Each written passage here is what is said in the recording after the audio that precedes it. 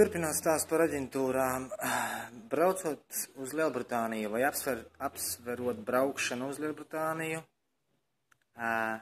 vairums cilvēku brauc un sāk strādāt ar aģentūrām vai darbā iekārtotājiem,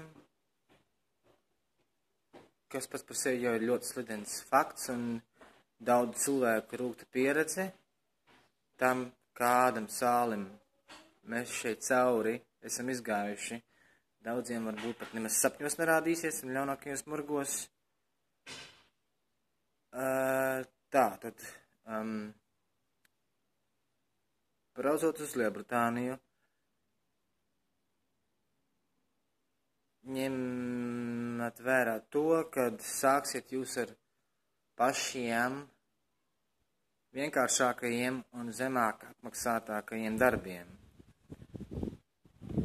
Uz jums klieks, uz jums bļaus, pret jums necienīgi izturēsies, vismaz vairākumā gadījumu. Alga, protams, būs minimālā. Tāpat kā būsiet viens no daudzajiem. Dažkārt pat sanāk tā, ka, lai dzīve kļūtu lētāka, mēs metam kauliņus kopā ar citu tautu pilsoņiem vai pilsonēm.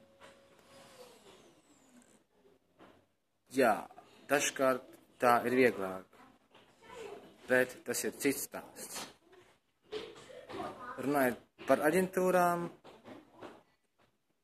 man no pašam savu pieredzes varu droši teikt, ka pat ir bijis tā, kad saņemu algu pat no tādas aģentūras, kurā nekad iepriekš neesmu strādājis. Tātad viņi tīri cilvēciskuma dēļ kļūdījušies un kāda cita algu ieskaitījuši manā kontā. Kā tas tā var būt? Iemesls ir ļoti vienkāršs,